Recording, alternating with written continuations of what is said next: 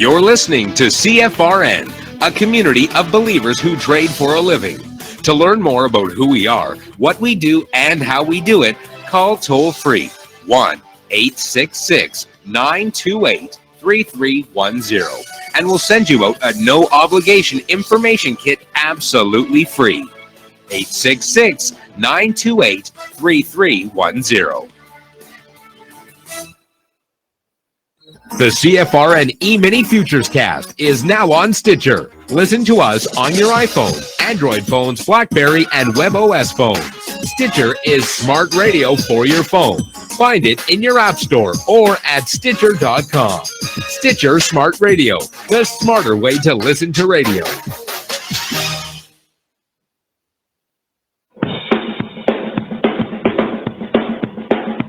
Are you ready, Steve? Andy? Yeah! Bert? Well, all right, fellas. Let's go!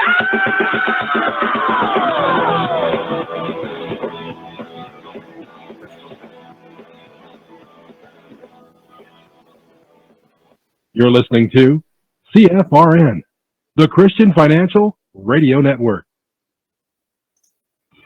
Today's broadcast is brought to you by Audible. Get a free audiobook download at www.audibletrial.com/CFRN. Over 85,000 titles. Choose from mystery, romance, religion, science, technology, business, New York Times bestsellers, even children's books. You name it, Audible has it. With 85,000 titles to choose from, you're sure to find the perfect audiobook for yourself or to give as a gift, and it's absolutely free.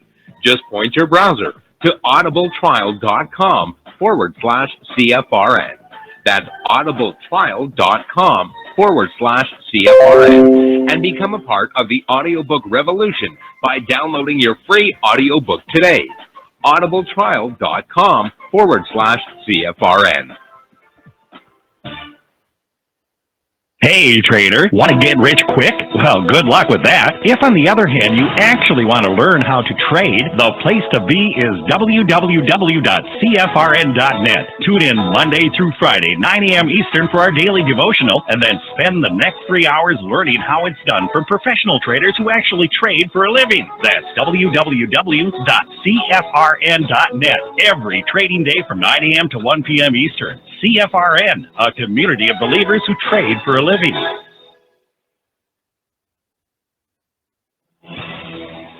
Good afternoon, traders, and welcome back to the CFRN Emini Futures Cast. This is the daily broadcast of Indeterminate Length, where we discuss all things Emini, along with some really big ideas on the finer points of trading gold, bonds, crude, sugar, the euro, and even T-bills. Joining us today from our studios in Boston, Mr. Michael Borth. From our trading desk in Chicago, Mr. Burton Schlichter. Now, to get things started, let's go to our host and founder in Studio A, overlooking South Mountain, America's largest city park. Here's Dwayne.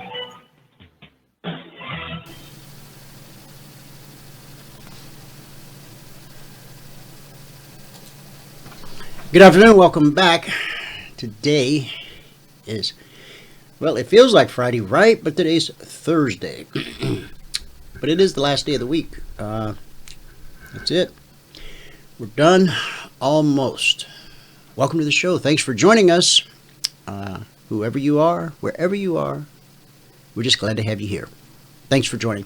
Got a chart up of the S&P 500 Emini Futures. If you cannot see it, go to our homepage at cfrn.net. On the right-hand side, click the big microphone.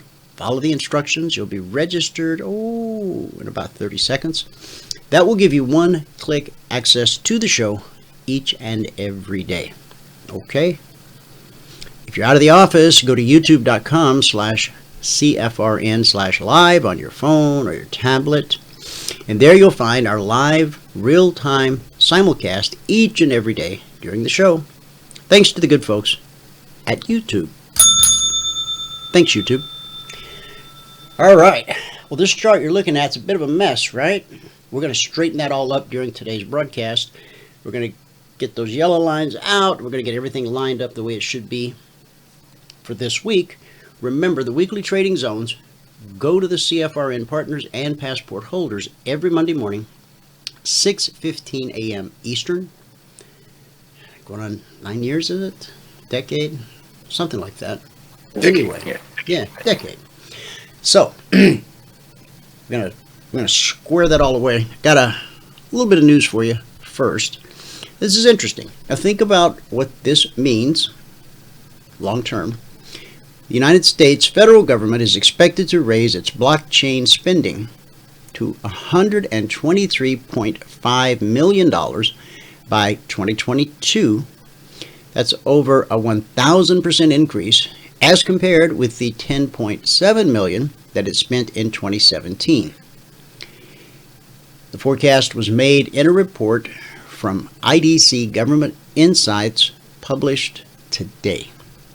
IDC states that blockchain spending among state and local governments is also anticipated to grow from $4.4 million in 2017 to $48.2 million in 2022. That's also about 1,000% increase. Federal civilian agencies who reportedly spent less than $20 million on the technology in 2017 are likely to spend over $80 million by 2022. The Defense Department, which likewise spent less than $20 million in 2017, could almost double this figure and hit $40 million by 2022. Government investment in blockchain technology is likely to evolve and expand to include more complex areas over time. IDC also notes that blockchain is likely to become a cornerstone technology for trade legislation and is likely to be implemented as a standard feature for some types of authorized international trade and also as a standard for many types of government procurement. In terms of specific implementations of the technology, the report argues that a hybrid blockchain approach combining aspects of private and public networks is likely to prove the most popular among government agencies.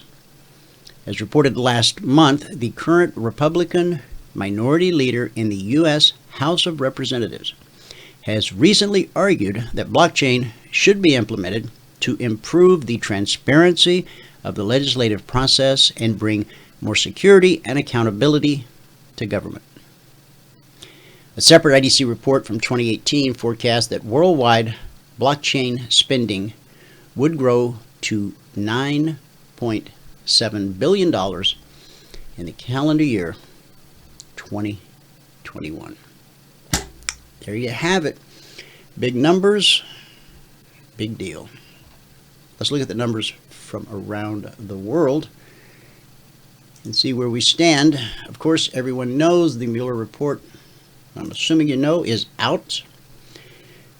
The report on the investigation into Russian interference in the 2016 presidential election. Well, I've not had the opportunity to read it all. In fact, I've managed to read very little at this point. But what little I did read, it's a foregone conclusion that the Russians did interfere, or at least attempt to interfere, in the election process, that they did support Trump's bid for the Oval Office, but the president himself had nothing to do with it. That's my take. I think that's going to be everybody's take, but who knows? Who knows how many ways to Sunday this thing will get spun. They have 400 pages of stuff to dig into, and, well, you've seen mainstream media over the last 2 years when they had really nothing to go on except hype and speculation.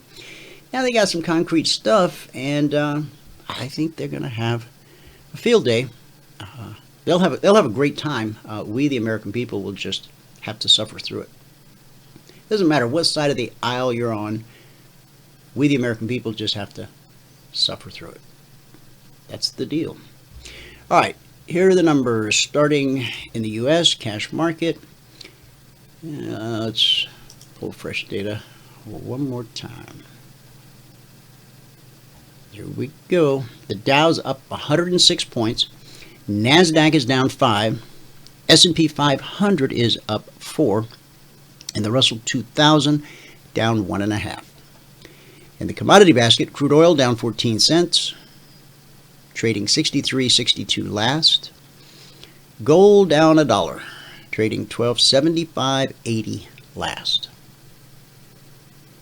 Our lowest weekly trading zone for gold, 1272/73.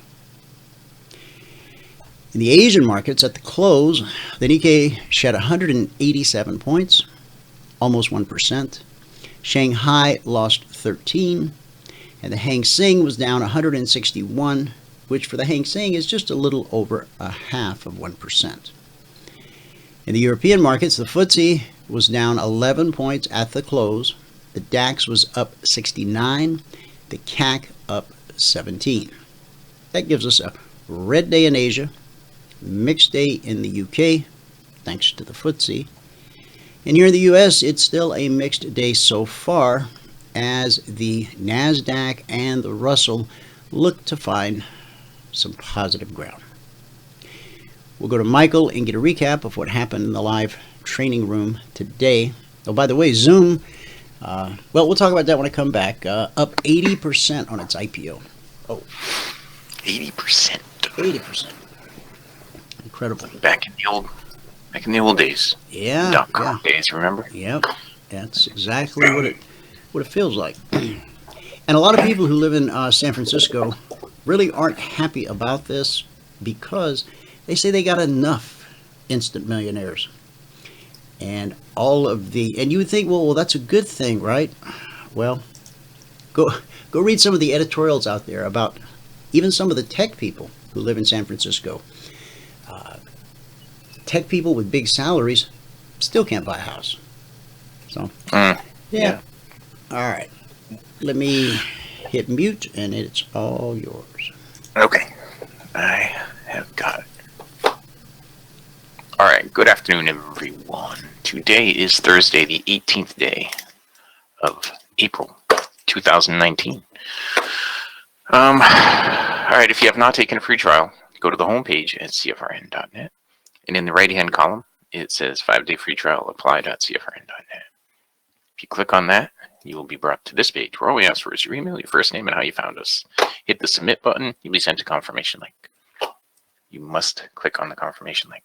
Okay? If you don't click the confirmation link, we don't know that you took the free trial. Okay? So make sure you click that confirmation link. All right, the spreadsheet. If you are going to read the spreadsheet, you must read all the CFTC risk disclosures down at the bottom. Today, as I said, is the 18th day of April, 2019. Today we lost 8 ticks in crude, we lost 2 ticks in gold, and we made 15 ticks on the ES. That put us at plus 87.50 on the morning session. Today it took 88 minutes and 8 trades to get to the goal for the day. At that point, we're up $105 a contract, and we took a total of 11 trade opportunities today. So on the month now, we're up $1,142. That's over 14 days, averaging $81 per day. Scrolling down. On the year, we're at $7,595. That's over 68 days, averaging $111 per day. Okay, this number is really small compared to what it normally is. We're just getting a slow start to the month. You see all those yellow days? I don't think I've ever had that many yellow days in a single month. And yellow it's not bad. You know, we ended positive, but just barely. $10, $10, $40, $6, $30. No, but hey, not red. That's what counts. Now, we'll go through what happened. Okay. We started out here with this long trade right here on gold. It was a close up above this trend line after we had broken dynamic resistance. It was a momentum long trade, and price moved up, and we took 6 ticks out of that. Now, the next trade setup was over here, and it pretty much stopped us out to the tick to put us at -2. And then it went back up to the point where we would have gotten out of break even, and it just got choppy and went sideways. During the break, there was nothing that could be done during the break. Now, after 11:30 Eastern, unless there's some big news event coming up, at 2 o'clock in the afternoon, like, do we have Beige Book today, I think? Let me go check. Unless there's some big thing coming up in the afternoon, then, no, we don't. Beige Book was yesterday, I guess. Sorry. Then typically, gold and the euro are gonna flatten out. Today, the euro was flat pretty much all day. There was one long trade right here that I missed that would have been a break even because it went 4 ticks into profit. That turned around, and during the break, there was nothing. Well, I guess you could have shorted right here, but it would have been a break even. Okay, so there really wasn't much going on there with the euro today. New Zealand and Australia have a bank holiday today because they're already into tomorrow. On the crude oil, we had to start a trend here this morning to get things going, and we ended up having a break even here, We missed the bounce right here. It's too bad we missed that because we would have gotten some profit out of that, and we missed this one too. We got another break even there, so we had 3 break evens, and then we stopped out again, pretty much to the tick, and then it went down and did almost what it should have done. It should have been in a lower swing here, as this green line got down into the cycle. Should have seen a lower swing there, but we didn't. And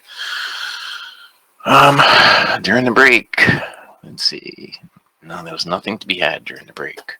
Nothing to be had during that break. The ES, let's see.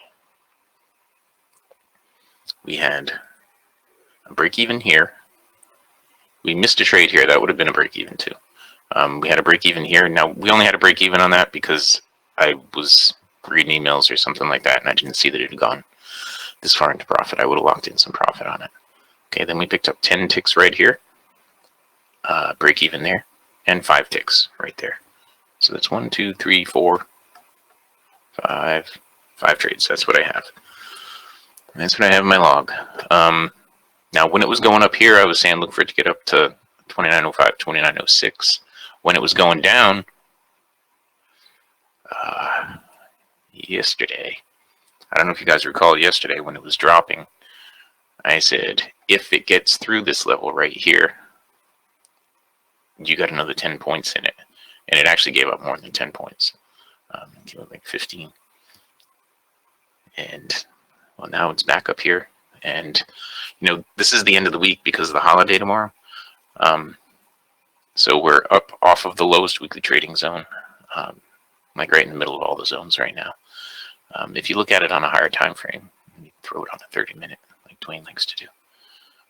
You see we have a zone up here. We're at this zone. That's the zone down below. And Dwayne, I'm sure, is going to go over all that. The bugle that Dwayne had put on 2 days ago, he had put on a daily chart, I think. You can see it, right? It might have been a 30-minute chart, but you can see it right here. It went down to the bottom of this, which happened to be the lowest, not the lowest, but a weekly trading zone. And we were talking about that yesterday. It did manage to get down there, hit that level, and just fire up off it. So there you have it. Yesterday, somebody, one of our guys had said, Robert, I think it said, is it looking to put in a new high on the day? And I was skeptical, and I said, if we break down below this weekly trading zone, it's probably going to keep going down to the next one. And we were not going to put in a high on the day here yesterday. And that's it. Okay, so let me bring the spreadsheet back up. You can look at that one more time quickly. And today's the 18th day of April, 2019. We lost 8 ticks on crude. We lost 2 ticks in gold, and we made 15 ticks in the ES. That put us at plus 87.50. Took 88 minutes and 8 trades to get to the goal for the day. At that point, we're up 105, and we took a total of 11 trades. On the month now, we're just at 11:42. It's a slow month, really, because we had all these really slow days here. 1, 2, 3, 4, 5. I don't think I've had 5 yellow days ever in a month. I've had 5 red days. I don't think I've had 5 yellow days.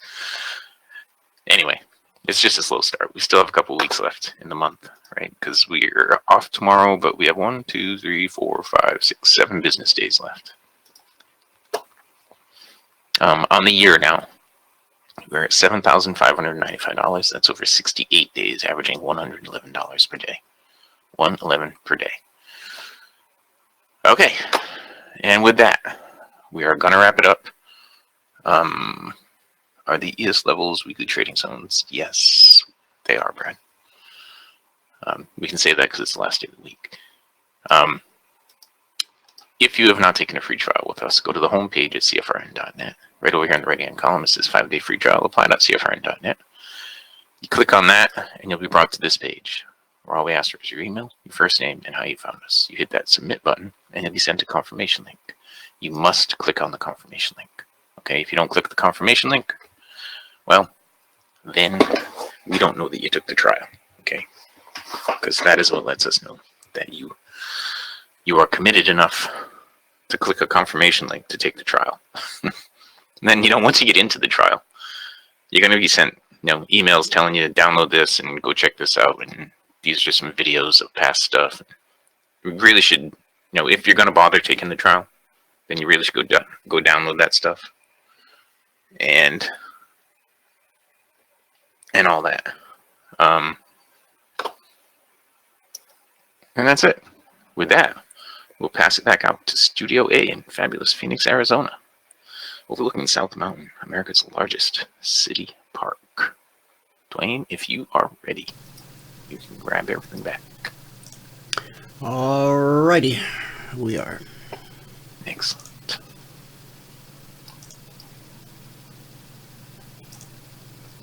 There we have it. Okay, recap of the recap. Today, it took 88 minutes and 8 trades to get to $105 per contract. That's a good bingo. That is. So you're saying you had 5 yellow days in a row?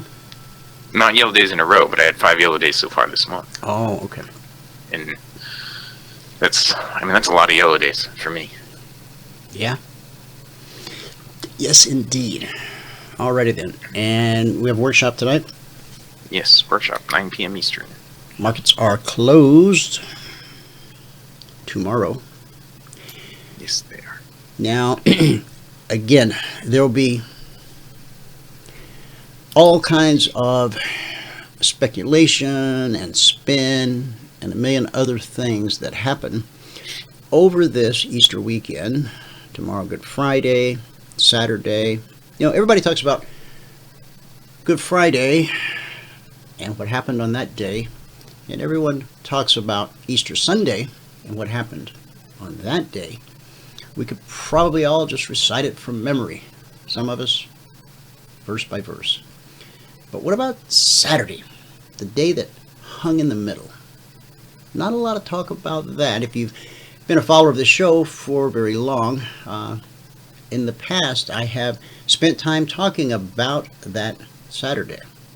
Imagine if the person that you had been following, the person that you believed to be the Messiah, the one who had come to bring God's kingdom to earth, you stood there and you watched him be hung like a common thief on a cross and then put in the tomb.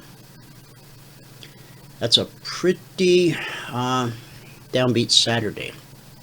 That's a Saturday filled with a lot of questions, confusion, despair, not knowing what would come the following day. Put yourself in the disciples' shoes for just a moment on that Saturday. Everything you believed in, everything you had counted gain, gone. But for a day. Thank God for Sunday. And it's not Friday that separates Christianity from all of the world's religions. It's not Friday. It's not the crucifixion. Many people have been hung on a cross. It's what happened on Sunday. That's because no other religious leader of any world religion or thought process has ever claimed what Jesus claimed, what Jesus did, what the disciples witnessed. That's not happened anywhere else.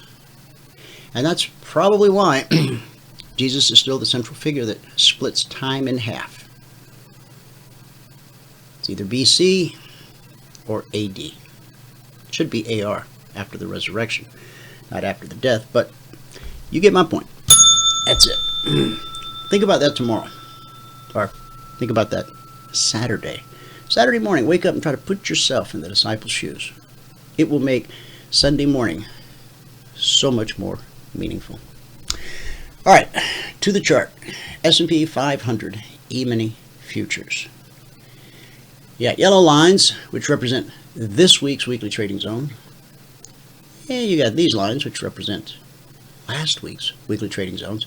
I left them up for the reason that I wanted you to see how much price interacts with the previous week's zones. I mean, our low for the week down here, 92.93. I mentioned yesterday, this week's zones and last week's zones are not that far apart. Why? Because of this. 1, 2, 3, 4, 5, 6, 7, 8, 9. We got 10 days in a row trading in this little tight range. But what's happened here? Oh, we've actually got a CFMA1 on the daily chart. It's turned red, starting to hook down. Does that mean anything yet? Well, it does have some meaning, but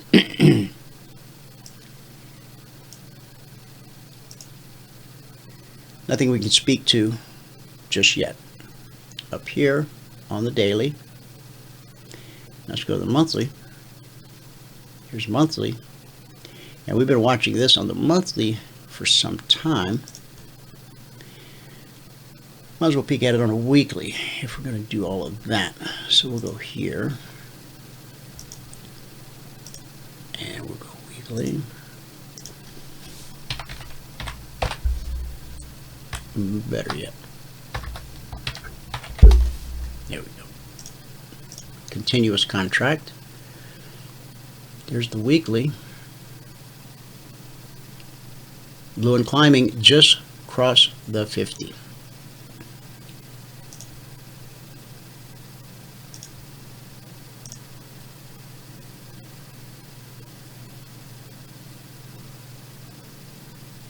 Bullish cross, looking for a pullback, and we will get one. Sooner or later, we'll get one. If we drop back to 2016, we'll pull back to the BBC here, here, all through here. Again here, all through here, here. This was the worst December, come through here, since 1931. And one of the most spectacular recoveries, I think, on record, right here. So let's go to today's chart. This week's chart. All right. We're going to move these around. All right.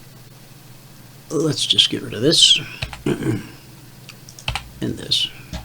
Check, see if John's around. I don't think he is yet. Not yet. Okay. I'll keep an eye out for him. All right. Thank you. All right. Put this up where that one was, 2818/19.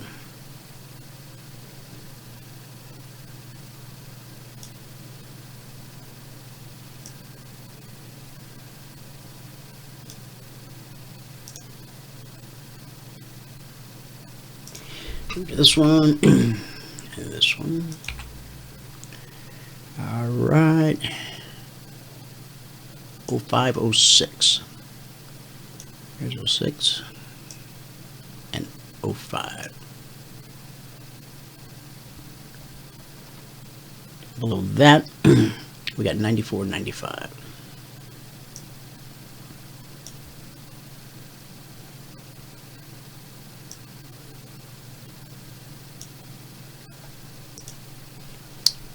Where were we last Friday, the 12th?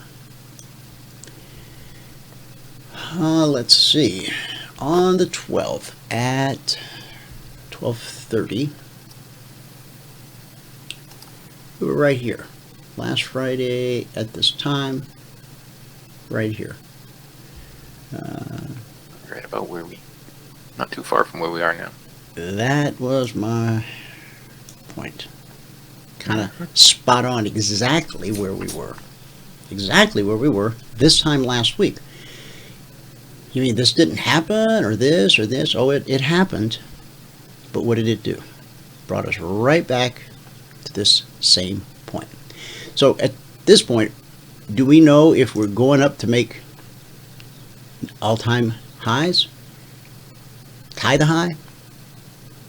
Or give up? We don't know. Just like this morning, we didn't know if what we saw coming into the open was a head fake or not.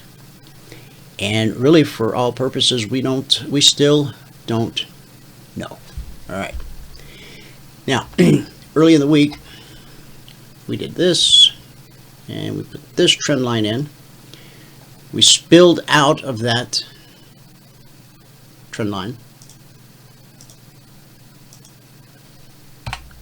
Popped right back in. Consolidation here at 94.95. Back up to the zone overhead. 2906/05.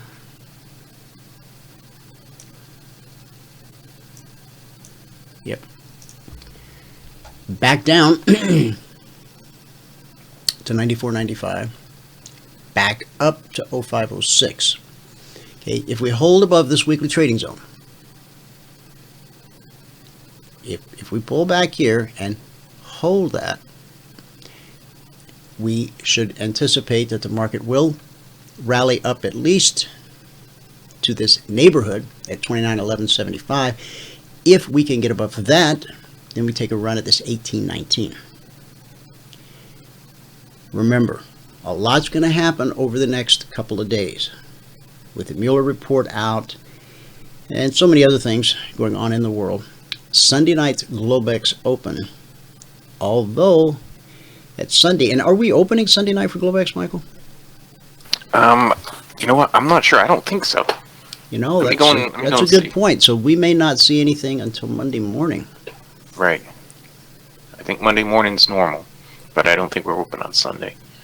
Let me go check. I know it's out there somewhere. Yeah. If you find one of those calendars, good luck, because... Yeah, I know. They don't make any sense at all. There's John. There's John. Hey, John. Welcome to the show. Hi. I think it's going to be normal on Sunday. Oh, is it? Okay. All right. Michael, if you can double check for both of us and Yep. just make sure. I'm looking. Okay. I'm looking. Well, that Zoom sure took off today. John, do you see that? I did not actually. 80% above the an 80% Yeah. surge. Yeah.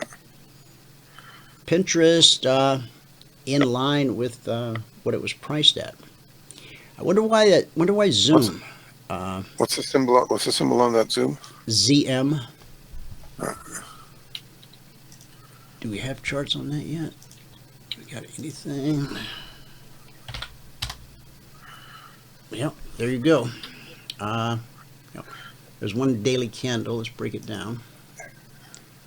Let's go to the 3-minute. Okay.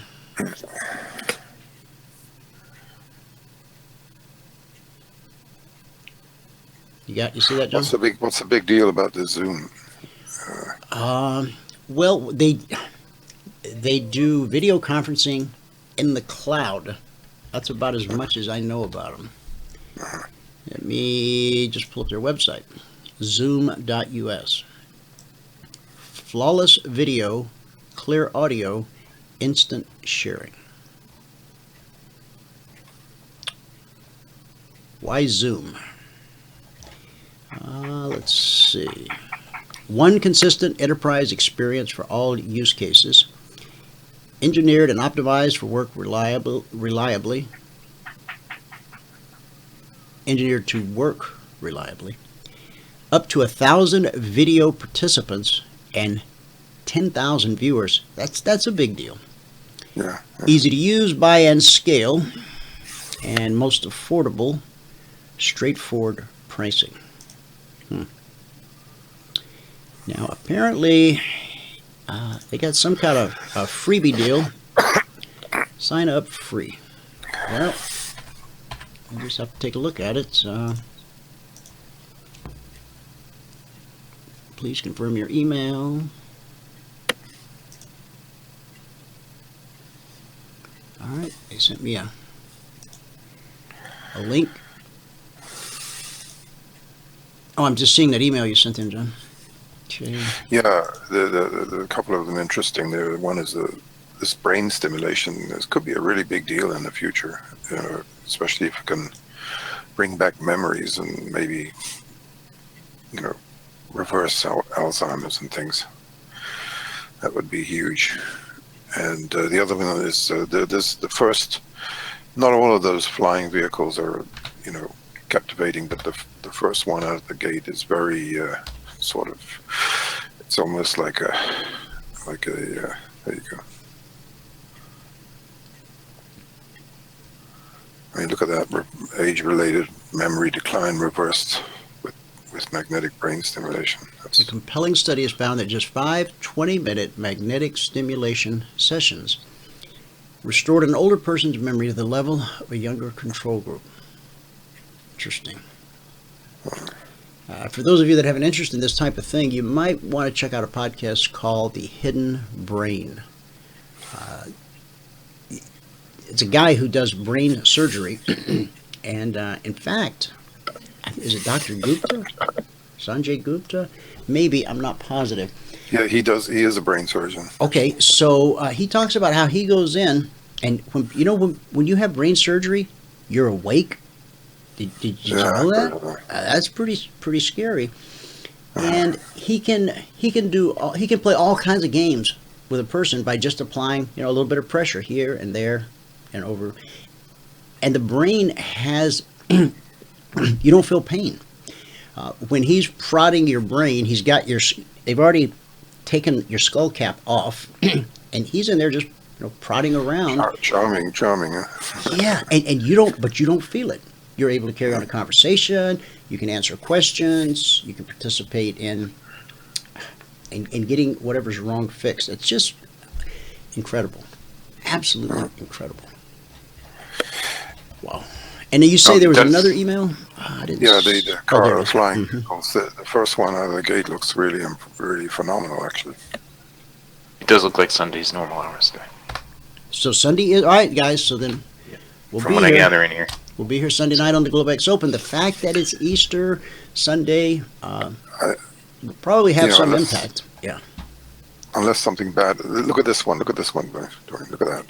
Jeepers. Wow. Is that awesome or what? It is. And how far is this out from mass production? I don't know. I just saw this recently.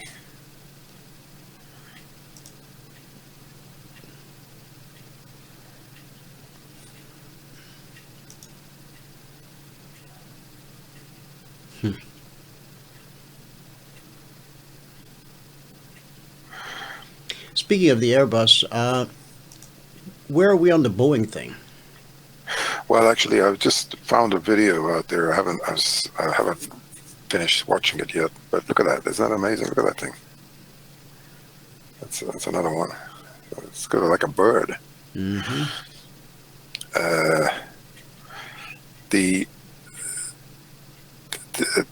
It's in the process of discussing why this Boeing, why the real reason why the Boeing crashes happened. So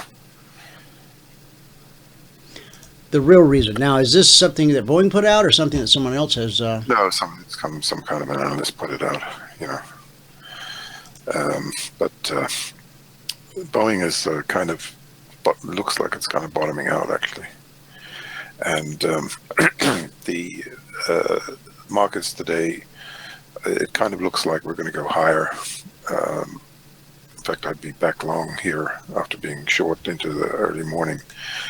I think the markets are gonna, this Mueller report was fairly, I think it's CNN is still kind of debating, they'll never give up on this thing as long as.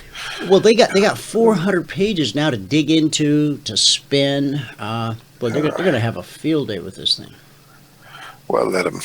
It's over. It's basically it's time they moved on. Did you see Trump's game over tweet? Yeah. Take off on the Game of Thrones. Yeah. Yeah. He's got a sense of humor, boy. I'll tell you what. With thick skin, all that has been said and done, and he just wakes up every day, just goes about his business.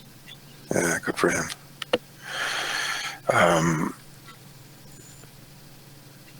It's going to be interesting to see what he pulls off here in the next few months. And the way the markets are going, it was a little bit of volatile. The fact that I think we're just consolidating here right now, and it looks like we're going to go a bit higher. There is a few things going on today that are worth mentioning. There's a bit of a tug of war going on between the silver and the platinum and the palladium. The palladium has rebounded pretty sharply. It's gone up about almost $100 in the last few days. And that's pretty significant because we're not that far from an all-time high again. We're only a couple of 100 points back up would be very bullish. But the platinum is, as I've said before, you should be buying dips on the platinum. I'm pretty sure the market, especially the way it's acting right now, the market is looks like it's put in a major low, really a major long-term low, and it's almost having difficulty restraining itself from moving higher. In fact, it's just pushing past 900 right now on the July platinum, and it might be enough to drag the gold higher from where it is at the moment. So far, we've kind of held the mid 1270s, and the silver is still over 15. If we can get a bit of a pop this afternoon, going into the close, I think it would be positive, because I don't think the platinum can just keep going up without the gold, actually going up along with it. Right. It would be very unusual. So the gold stocks are getting a little bit of a pressure, but if they reverse here, and there's a chance that they could, that could mean a pretty big bottom is forming, so kind of a spike bottom. So I mean, the fundamentals are getting more bullish for gold every day in terms of inflation, except for the grains. Grains have kind of been a bit of a drag on the commodity index over the past few days. John, what light can you shed on this gold-silver ratio? Well, the fact that it's breaking down there is kind of a positive, actually. Off the highs there.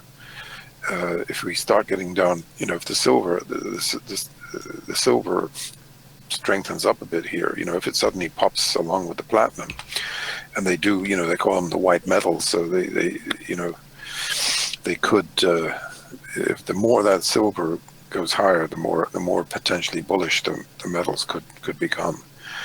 And you just can't have it. You can't keep going to new all-time highs in stocks before the metals are going to benefit in some way, shape, or form. Eventually, it's just matter of fact. And on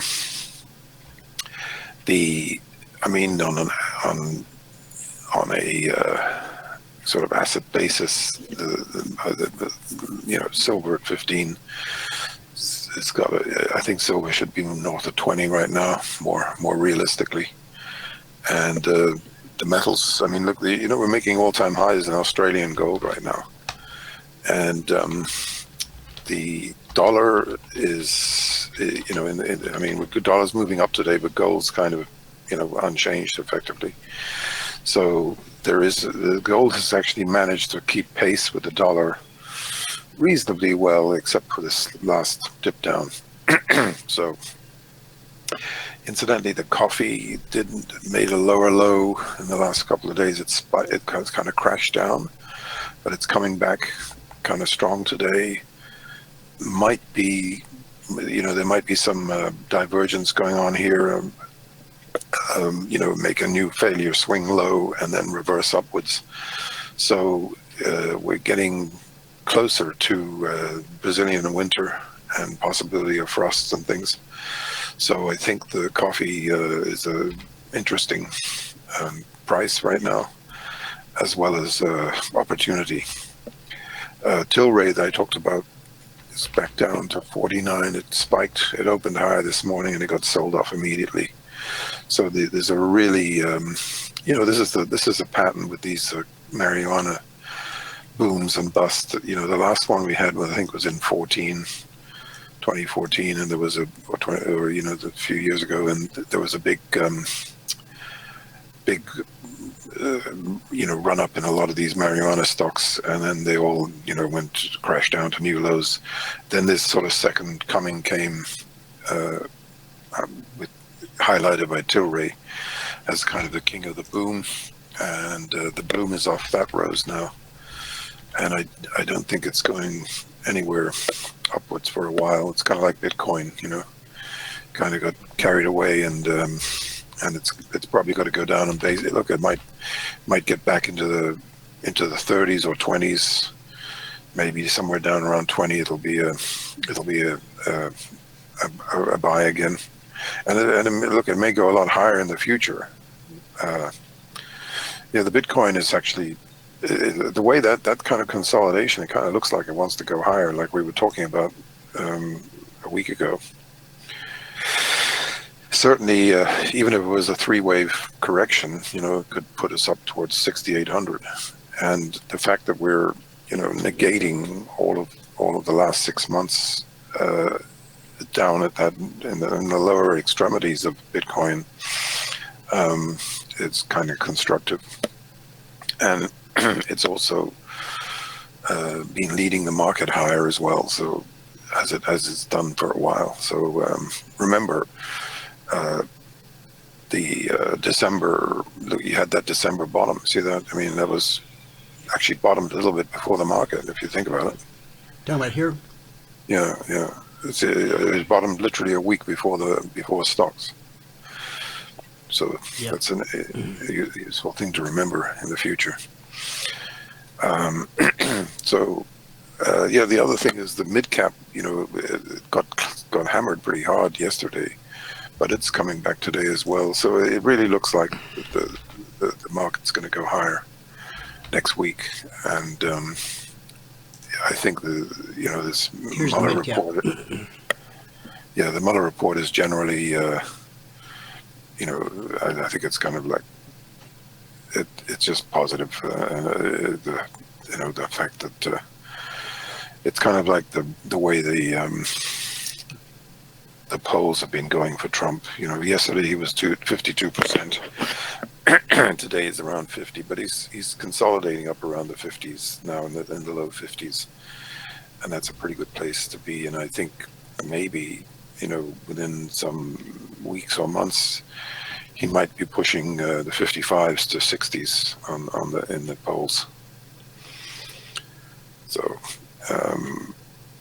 because really, the longer we go, I mean, as I've said many times, if we can create another 200,000 jobs this month and continue this trend, it just makes the economy hum even more. You've got the economy running like it's never run in history. I mean, this is potentially the tightest economy ever now. Wages are rising, everything's going the right way.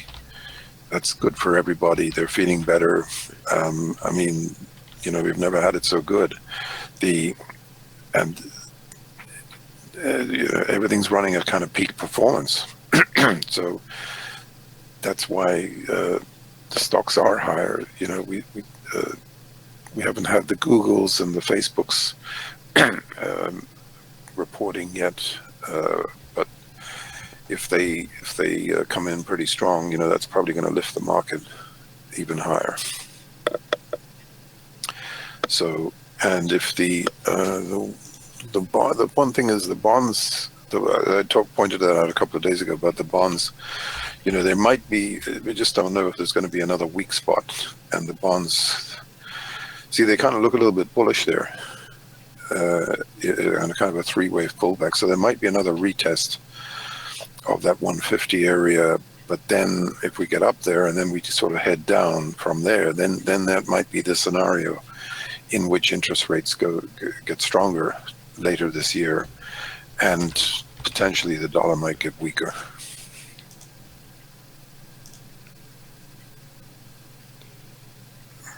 Here, bonds on a daily. I mean, they don't look too bearish, do they? I mean, if you think about it, look at the way that they've gone up from this. That's going all the way back to 2017. Yeah.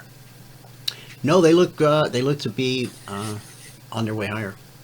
Honestly. Yeah, and I mean, it's sort of. So, I mean, if they do go higher, that's kind of just supportive of the market in general, because it's just the same trend that's been pushing the market higher since 1987. It's all part of that, continuing uptrend. Right. Exactly. So, exactly. Yeah, the oil seems to have found a kind of a short-term resistance up around the 64 level on the crude, at about 72 level on the Brent. The gasoline, I think, is a bit higher, relatively speaking, because of the holiday. Yeah, the gasoline is actually making new highs today. So that's the Easter weekend demand, and it'll probably continue into Memorial Day. So I think this is just kind of a consolidation in the energy sector, and probably we might still break out higher in the coming weeks and months, which is again helpful to the market. Yeah, you see where we're consolidating at right here? At a 62% reverse fib from the high back in October to the low in December. We've marched back 62%. We've been consolidating now for 1, 2, 3, 4, 5, 6, 7, 8, 9, 10 days. Just like we've been consolidating on the S&P for 10 days, 10 trading days, 2 weeks. By the way, remember we talked about FIVE a while ago? FIVE. Yeah, I do. That's that store, that $5 store, I guess it is. Is it 5 below? Or which one is it? Yeah, I think that's the one. I think it's 5 below. Yeah, look at that. Look at that stock. Look at that. So everything's $5 and below? I think so. Yeah. So that's the answer to the answer to the Dollar Tree, but at a little higher price point. Carl Icahn bought a bunch of Dollar Tree just a few months ago. I don't know what he's done with it. Can you get more data, more time on that one? Oh, see sure. what it looks like. Yeah. Yeah, it's a pretty powerful formation stock. I think I remember that big gap up that happened a while back. Yeah, never filled. Yeah. So, and the other thing is the increasing number. There's a pretty large amount of stocks making new highs every day. Again, which is very bullish, and the advanced decline line continues. So, the only thing that I would say is changing a little bit today, which you need to be aware of, is that the Nasdaq is starting to underperform the rest of the market, which is a symptom of an impending top when that happens. At least, it doesn't just, you can have a short term. Actually, we haven't, this is actually about the first time we've had this happen, this weakness in the Nasdaq become apparent for, almost since December. Actually, the Nasdaq's been leading the charge almost the whole way. And of course, the weakness in the mid cap as well yesterday is, as I said, it's a time to be a bit more cautious. And I think Garrett echoed that yesterday with his analysis too. Right.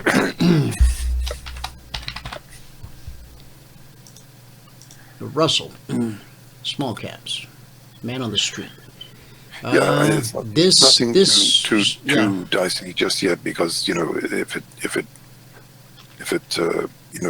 bursts back up through 1600, then it's pretty good. But as I was saying yesterday, when you compare the Russell with the rest of the market, it's the underperformer. It's the most off the highs kind of thing. And so it's telling you, I mean, when this sector is not leading the market, it's not good. And if you look at the way actually it's interesting again. Look at how the Russell topped out almost 2 months before the actual market. See that? Yep, right there. October the 2nd. So we topped out in the middle of August on that Russell. End of August. So it was August, September. So September, it was just like 1 month. September 4th to me. Yeah, topped out a month before the market, almost exactly a month before the market. Interesting, huh? Yeah, and it'll be interesting to see if this is topping out before the market too. Yeah, good point. Yeah, good point. So you got big plans for the weekend? No, I'm kind of taking it just to stay this weekend. Yeah. London markets are closed Monday. Yeah, they always get longer holidays over in Europe and Britain. They get a longer Christmas. Remember, they always get Boxing Day, and they sort of get they tend to have extended holidays. Right. Not like the U.S. So. Anything else you want to look at? No, listen, thanks very much. Have a great weekend, everybody, and happy Easter. You too, John. Are you going to be around tomorrow? Yeah, well, for sure. Thanks. Let's try to get that project done. Yep. Okay. I appreciate it. Much obliged. Thanks very much. Hi, John. Have a good weekend. Yeah, you too. All the best. Thanks for all your contributions. Great. Yes, sir. Thank you. Thank you. Hey, Dr. Tom. How's it going, brother? Good. How you doing? Well, if I was doing it better, I have to hire somebody to help me enjoy it. That's good. I like that. How are you doing? Well, I'm doing pretty good. We were just looking at the Bitcoin here. Bring it up on the chart again. Oh, wrong one. How about this one? Yeah, $5,200. So we stayed above that $5,000 here for quite a number of days.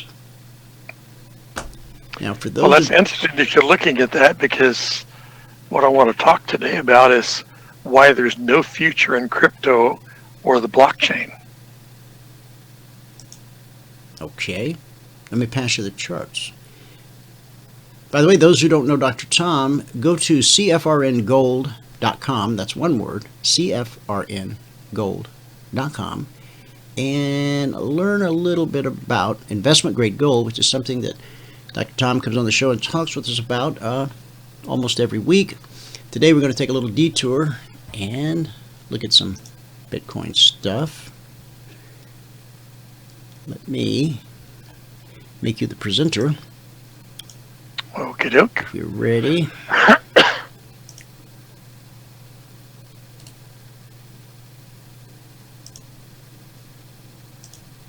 There you go. All right. Let me just drop down here and accept it. And we will go full screen.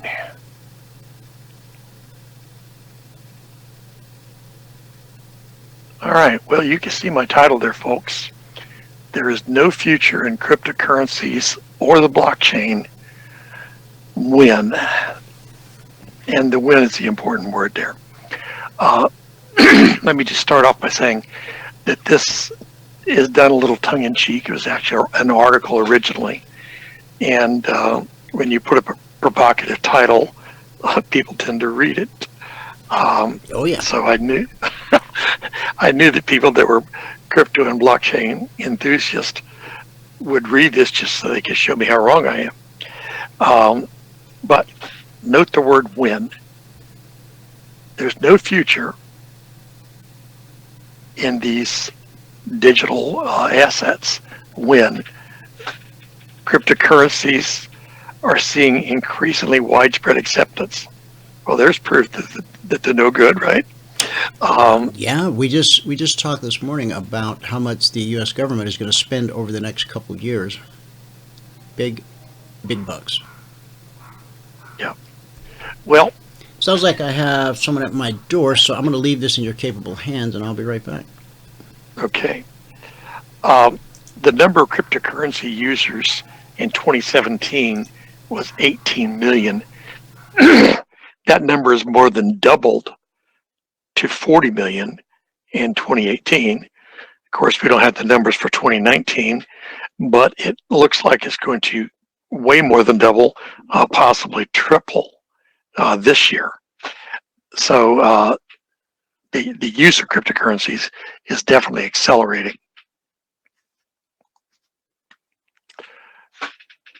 There's no future at all when you could pay taxes in Bitcoin. This is something that even most Bitcoin enthusiasts don't realize, but there was a bill in the Senate and the House of Arizona allowing Arizonans to pay their state taxes in Bitcoin, and it passed unanimously in the Senate and with a huge margin in the House. Similar law is in effect in Ohio as of November of last year. And right now, as we speak, Georgia, Illinois, and Wyoming are considering similar legislation. And of course,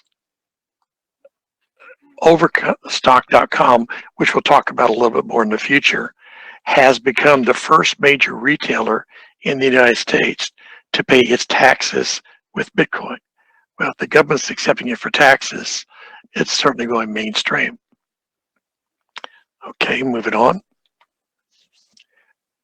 Guess who the world's biggest Bitcoin holder is? The biggest Bitcoin wallet in the United States is owned by the United States. Now, the government didn't go out and buy it, full transparency. Most of what they own is as a result of seizures. But they haven't done a really good job of managing these assets. They could have multiplied their value by many times if they had done so. But there's a venture capitalist named Tim Draper, who some of you may know. He struck gold during the auctions held by the U.S. Marshals, who were responsible for managing the Bitcoin. He purchased 30,000 Bitcoin at a price of $18.5 million. At current prices, that stake is worth $300 million. Not bad for 2.5 years.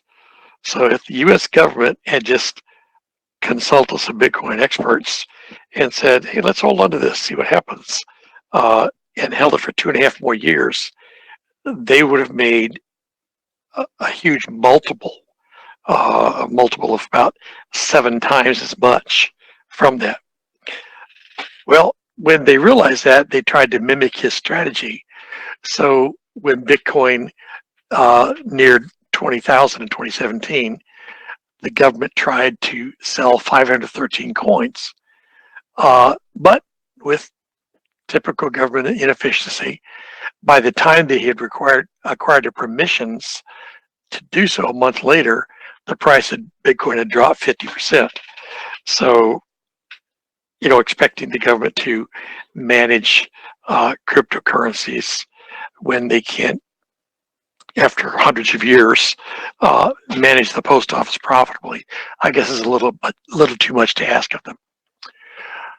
All right. Well, there's no future in crypto and Bitcoin when more and more major merchants are accepting crypto as payment. All right. Microsoft, one of the biggest companies in the world, accepts Bitcoin for all online products. They've totally embraced Bitcoin. The company accepts Bitcoin for products, services, apps, games, movies. Bitcoin transactions are conducted in the company's online store, as well as on Windows and Xbox stores. But they're not the only one. I mentioned Overstock.com before. I personally know Patrick Byrne. I met him when I was speaking at a conference in Oklahoma at a university, where we're both talking about what the future held. I was speaking on gold at the time, and later on I found out that as a result of what I taught about that day, he went out and bought enough gold to pay all of his employees for 1 year in the case of a financial crash. Later on, he started becoming very enamored of Bitcoin and cryptocurrencies in general, as you'll see. But they first started accepting Bitcoin only as payments in January of 2014. In just the first 22 hours, they received over 800 orders worth 126 grand in Bitcoin. That was a 4.33% increase in their sales from the normal income of $3 million a day. So just in the first day, it increased their sales fairly dramatically. I know 4% doesn't seem like a lot, but in less than a day. That's a lot. That's a lot. It's significant. The conference where I met Patrick Byrne was composed of managers who had at least $500 million in investments under their control. Now, these were either people who owned those assets and were managing themselves, or in most cases, they were family office managers who were managing money for wealthy families. They were looking for ways to protect their clients' portfolios from various threats. And just parenthetically here, the first half of the conference, everybody had to pay $4,000 to be there for the 3-day conference, but it did include lunch. But the, yeah, actually lunch and dinner, now that I think about it. And these are some of the top experts in the world. The first half of it was talking about all the terrible things that could happen to cause an economic crash. You know, cyber warfare, a EMP attack, attacks on the internet, and so on. And the second half was supposed to be answers to those problems. Okay, what kind of things can you invest in to protect your clients' money or your own money, as the case may be? I turned out to be the most popular guy there. Everybody wanted to sit at my table. They encouraged everybody to sit at different tables and speakers to sit at different tables from one another so that the attendees could get to converse with us. And I was very popular because I offered the only real answer, which was hard assets, precious metals. Everybody else was talking about bonds. Well, bonds aren't that good an investment now. Why would they be a better investment if the economy crashed, or stocks, or whatever? You know, it was just typical things. One guy was pushing oil wells. I think if the economy was in a free fall, there probably wouldn't be too many people worrying about the main benefit of investing in oil wells, which is tax breaks. But back to Patrick Byrne, I found him to be a visionary, but also really pragmatic. So I was not surprised when I found that he's selling his interest, his ownership interest in the retail business. He's actually getting out of Overstock to invest in crypto enterprises. Seems to me like his visionary side has overtaken his pragmatism, because he's making good money with Overstock, and it's nice and steady, very little risk, but he sees a huge future in various different crypto enterprises. So he's established a business to invest in different ones. Well, you can tell crypto's not worth much of anything when you use it to buy space travel. Virgin Galactic is a spaceflight company, obviously in the Virgin Group, and they've been accepting Bitcoin since 2013. So, 6 years now, for services such as taste travel.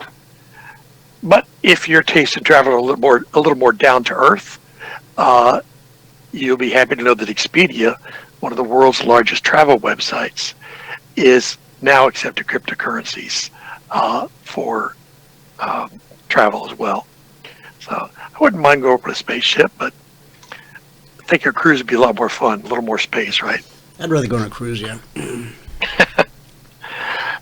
You know that Bitcoin and cryptos and the blockchain are just not going to go anywhere when you see former skeptics and very vocal skeptics changing their tunes, and now they're in favor of cryptos. The CEO of JP Morgan Chase, a guy named Jamie Dimon, he called Bitcoin a fraud. A fraud. Yeah, he did. He didn't just say I don't like it or it's risky or something like that. He claimed it was a fraud, but then he started quietly investing in Bitcoin. But while he was doing that, while he had his company buying Bitcoin, he said that if he caught any of his employees buying it, he would fire them. That's exactly what he said. Very hypocritical. So it's very interesting. It's good strategy if you're a big name like him and you say Bitcoin's a fraud, and you want to buy Bitcoin. Well, you might cause Bitcoin to drop, and actually it did drop after he made that statement, correct? And his guys bought the dip. Yep. So he could actually be accused of manipulation if it was the stock market. Okay. Well, he would George just pay Soros. the fine. He wouldn't apologize. He would just pay the fine. That's his way of doing business. Some of these guys. This crazy guy, George Soros, crazy in more ways than one. According to Bloomberg, Adam Fisher, who heads macro investing for Soros, has received internal approval to trade cryptocurrencies, even though Soros himself has publicly bashed and trashed Bitcoin. So it says he's received internal approval. Who would he have received the approval from? From the guy who was bashing and trashing. That's the one. Jamie Dimon and George Soros belong to the same club. All right, well, when the rich and famous are becoming more rich and famous with cryptocurrency, that's another sign that crypto is not going anywhere, right? Right. Yale University has a $400 billion endowment fund. I'm sorry, the endowment fund is $29.4 billion, but they put $400 million of it. It's not a big percentage, but it's a big amount of money to put into something that people described as new and untested and risky and so on. So their endowment fund manager has invested $400 million in 2 different cryptocurrency funds. He's not buying the individual cryptocurrencies, but he's investing in funds such as the one that I manage. Just so far, I imagine that they're going to go a lot farther than that. Sir Richard Branson, have you heard of him? Mm-hmm. He describes the blockchain, not just crypto, but now we're getting down to the foundation of crypto, as an economic revolution. The Virgin Group founder, millionaire, and an entrepreneur, is a huge supporter of the blockchain technology. He has said that tech could bring an economic revolution to many nations worldwide. He's particularly interested in the fact that in developing countries, land titles are very often manipulated, forged, and taken from their rightful owners. If you take somewhere like Egypt, 90% of the people have houses, they've got a garden, they've got land, but they have no piece of paper to show their ownership of the land. And without ownership, it's almost impossible to start a business or get a bank loan, because that's what most people use as security for a bank loan. He believes that blockchain is the answer to honesty and transparency in land titling. And by the way, that's just one example. When I was preparing for this, I did some research on it, and there are dozens and dozens of countries that are in the same kind of situation. Continents. The people have actually bought and paid for the land, built a house on it, and so on, but someone, a local warlord or the town or the state government or whatever, actually keeps control of it. And they can never get out of poverty in that kind of situation. The Rockefellers, well, whatever you think about the Rockefellers, they know how to make money. That's a fact. They have a limited liability venture capital firm called Venrock, which is made up of combining the words venture and Rockefeller. It's turning its sights on cryptocurrency now. The focus for Venrock since its inception, this is 50 years ago almost, has been technology and science. They've always stepped up to the latest and greatest scientific or technology businesses that had real potential, not just the flavor of the month.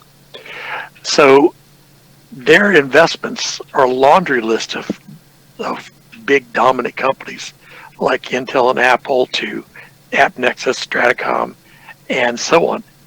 Well, cryptocurrency seemed logical to them, and so they teamed up with a company called CoinFund, an investor group exclusively geared towards cryptocurrency startups. So I think Venrock did a smart thing here, because they don't really have expertise in cryptocurrency. Eventually they will, and they'll probably make direct investments, but they're going to learn through this association with CoinFund, because that's all they do is invest in cryptocurrency startups. David Pacman, that's a funny name to have, Pacman. I'm old enough to remember Pac-Man. I don't know if... I spent a lot of my youth playing that. Yeah, I wasted many, many hours. Mm-hmm. He's the Venrock executive that says there are a lot of crypto traders in the market, and there are a lot of cryptocurrency hedge funds. This is different. We wanted to partner with this team that's been making investments and actually helping to architect a number of different crypto economies and crypto-based projects. So they're more interested in developing the cryptosphere, so to speak, not just trying to make money off the hottest hedge fund or the newest coin, but actually helping to build the infrastructure. Okay, the Winklevoss twins, everybody's heard of them. Indeed. They sued Facebook, saying that Facebook had stolen their idea. And they got 11 million. Well, actually, they got a lot more than 11 million, but they used $11 million of the money they won fighting Facebook to buy Bitcoin. Now, they've never sold a single coin since then. They didn't worry about when it went up, it went down. They're in it for the long term. So, since their initial investment, Bitcoin has surged over 10,000%, and they own one of the largest Bitcoin portfolios in the world.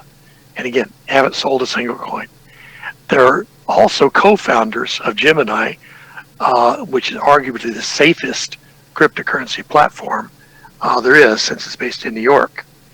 And the reason I say this is the platform that we use for our hedge fund. There are two really big U.S.-based platforms. Most big investors are not going to invest in a hedge fund that its platform is in Europe or Asia, or so they want it to be a big company, respected and based in the United States. Well, there's only two that really meet that criteria, and that's Coinbase and Gemini. But the reason we chose Coinbase is because since it's based in New York, it's subject to both U.S. and New York financial regulations. And frankly, New York has the most stringent financial laws of any state. And some lawyers have told me that some of their laws are even stricter than the federal laws. So they're in a good position. They've taken some of the other Facebook money that they got and invested in a really great, safe cryptocurrency platform. All right, the sports and entertainment industries, I don't really care about what sports stars and entertainment stars do, but it does bring attention to crypto. So I present to you, Major League Baseball is launching a crypto-based game. Their collectibles are being revamped for the 21st century on the blockchain. Major League Baseball has announced that it's launching a crypto-based game that runs on the Ethereum blockchain this year. The NBA, they've gone crypto. Sacramento Kings are actually mining Ethereum. I never thought I'd see that. Bitmain sponsors the Houston Rockets, and the former NBA commissioner, David Stern, backs FanChain, which some of you may have heard of. Now, I hadn't heard of this guy, Akron, but apparently he's a big thing. And he's building the first crypto city in the world, and he's building it in Africa. He believes cryptocurrency could be the savior of Africa. It brings the power back to the people, he says, and brings the security back into the currency system. If you study Africa at all, you know that the governments are very often very corrupt, and when they get foreign aid, they use it for themselves instead of for the people, and they manipulate the currencies. So he believes that cryptocurrency could change all that. He's building his city on 2,000 acres personally donated by the president of Senegal. He calls it the first 100% crypto-based city with crypto at the center of its transactional life, where all business will be done in crypto. He's developed a crypto coin, and he's very modest, obviously. He named it the A coin, right? After himself. Right.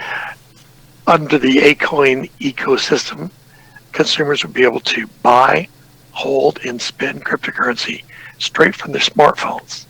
Now, this is interesting because, Dwayne, you're the one that told me that when you went to Africa on a mission trip, almost everybody in some of the poorest areas in the world had a cell phone. That's right.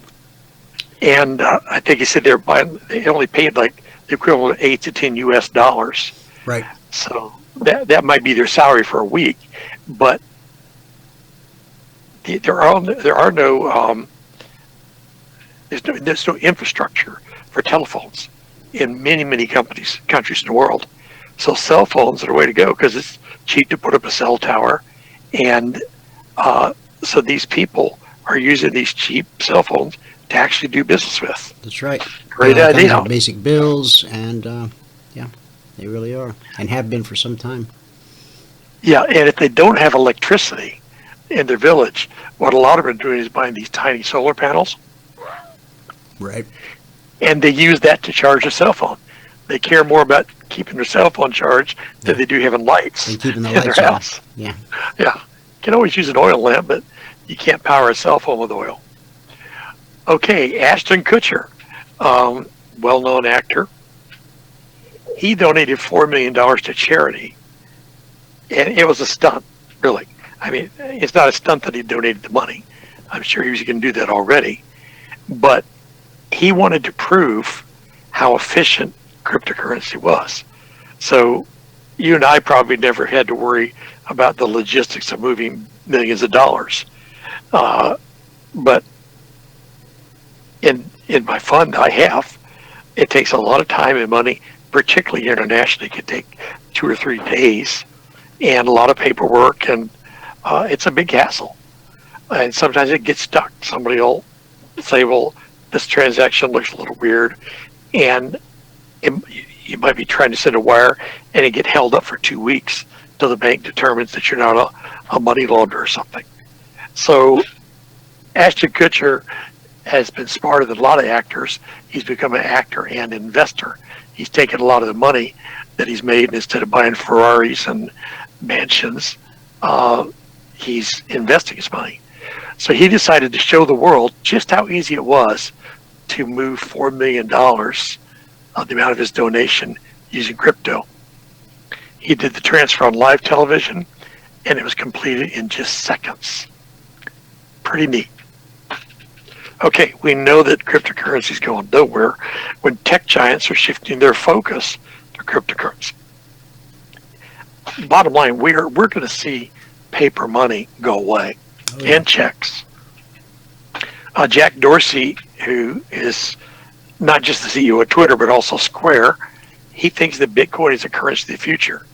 This is an interesting statement. The internet deserves a native currency, and it will have a native currency. At Square, he's helped promote cryptocurrency commerce. In 2014, again, he was an early adopter. 5 years ago, the payments company started to accept Bitcoin.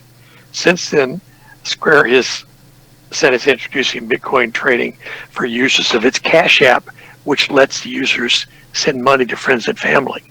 So PayPal, you're going to lose a lot of business because PayPal charges about 3.5% if you just want to help out your cousin who needs some money and he calls you up. You can send it to him by PayPal, but it's going to cost you.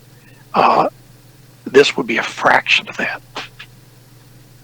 Okay, John McAfee. Everybody's heard of the McAfee antivirus program. Some people can't get rid of it. Yeah, that's true. I had to actually wipe a hard drive one time because, anyway, apparently he made a lot of money with it because he's buying a lot of Bitcoin. He's betting that Bitcoin's going to hit $500,000. Now, right now, almost everybody I know is very comfortable saying Bitcoin's going back to 20,000 beyond. A lot of people are saying 50,000. This guy says if it doesn't hit $500,000 within 3 years, he's accepting bets from all comers on his prediction. Okay. Now, are you going to bet him on that? No, I'm going to pass. I think it would be kind of interesting. But anyway, he's not alone in being bullish. It's just most people are not as bullish as he is. Tom Lee, who's one of the world's biggest equity bears, he's really down on the stock market, but he says Bitcoin is a new gold with $55,000 possible by 2022.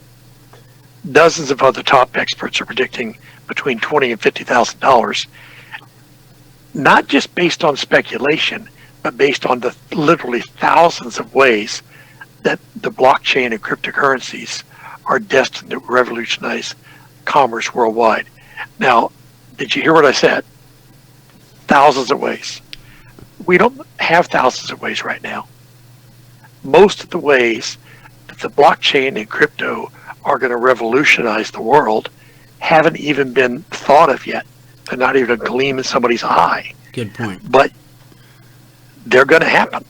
Okay, some will be derivatives of current technologies, but frankly, a lot of them are nobody's even had the foresight to think of it yet. I mean, I go back to the Dick Tracy wrist radio.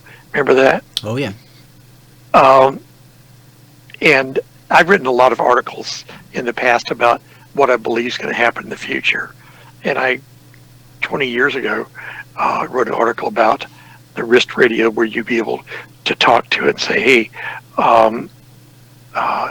computer, get a hold of Dwayne, and if he's not at his office, call his cell phone, and so on, you know. Mm-hmm. And my wrist radio would, wrist watch, computer, whatever you want to call it, would communicate with my database back in the office, look up your numbers, try to reach you, but I could also access data and so on. Well, it's even bigger than that now because Apple's and other companies have watches that connect either directly to your telephone, or in some cases, they are telephones. They've got the database right in it. Mm-hmm. So that's an example of something that people thought was just a joke that has actually happened, and many other things. Michelangelo and the helicopter, for instance. Okay. Reddit co-founder sees Bitcoin as a hedge against the economic crises. That's interesting. People have always looked at precious metals as a hedge against crises, and I still do. I will never have less than 50% of my net worth in precious metals. But I could see where cryptocurrency could also serve a role in that game plan. Mm-hmm. Alexis Ohanian has stepped away from his position at Reddit. I don't know how much he was making, but he said, "Bye, guys," and he now spends all his time in the crypto space. He not only owns crypto companies, he invests in crypto companies like Coinbase. He supports startup blockchain enterprises. Listen to this. As a store of value, there is some real traction with Bitcoin. And actually, as we're seeing in countries like Turkey that are having significant economic crisis, where people are losing faith in the Turkish lira, we're going to see more money move over to Bitcoin, because it's actually a lot more stable than, for a lot of people, than their own nation's fiat currency. Well, I think that's fascinating, because there's a lot of countries like Turkey that are constantly in turmoil. Egypt is one of them. So right now in Turkey, people are moving towards Bitcoin in place of their national currency. Financial services firms, whatever you want to see what the future holds, watch what the financial services people do, because they're all about making money and figuring out ways to make money on other people making money. They're rushing to stake their claims in cryptocurrencies. Goldman Sachs has backed Circle, and Circle has launched a crypto finance company. So Goldman is a major backer of Circle. It's a Boston-based crypto finance company. People can borrow money, make loans from Circle. They've gone live with their own stable coin, which it calls the USD coin. I bet somebody up at Treasury is upset about that, because a lot of countries are planning to issue cryptocurrencies, and probably somebody up at Treasury is working on the model for it and was planning on using USDC. But anyway, Goldman's got it. When a financial behemoth like Goldman Sachs gets behind a digital currency, you know that it's gone far past the fad stage. There are still a huge number of financial and economic people in this country that say, still, after 10 years, that cryptocurrency is a fad. They're going to regret that. Okay, you know that crypto's going nowhere when the New York Stock Exchange has actually created a crypto trading platform. The NYSE has created the cryptocurrency trading platform backed in collaboration with Microsoft and Starbucks. Now, Microsoft, I get. Starbucks, that's a little stretch, but Starbucks has a lot of money, and why not get behind something that's going to make a lot of money? Also, Starbucks accepts an awful lot of credit cards, so why not accept cards where people can spend crypto? So they're actually going to be issuing crypto physically backed Bitcoin future contracts. It was supposed to launch in January. It's late, but have you heard anything more about it, Dwayne? As far as the launch of backed? No, Okay, I haven't. Yeah, I had it on mute to cut down on the background noise, but no, I haven't. I'll have to look into that. Yeah, look it up. Okay, Fidelity Investments will be the first Wall Street firm with a crypto trading desk. Now, Fidelity's not necessarily known for innovation. They're just known for being big, 27 million customers. But quietly, they started mining Bitcoin back in 2015. A staid, button-down, pinstripe suits investment firm like Fidelity got into mining Bitcoin when it was fairly new. It announces plans to offer digital assets to institutional investors through a new company called Fidelity Digital Asset Services. Now, this is the first time a Wall Street firm has offered trading and custody services in the cryptocurrency market.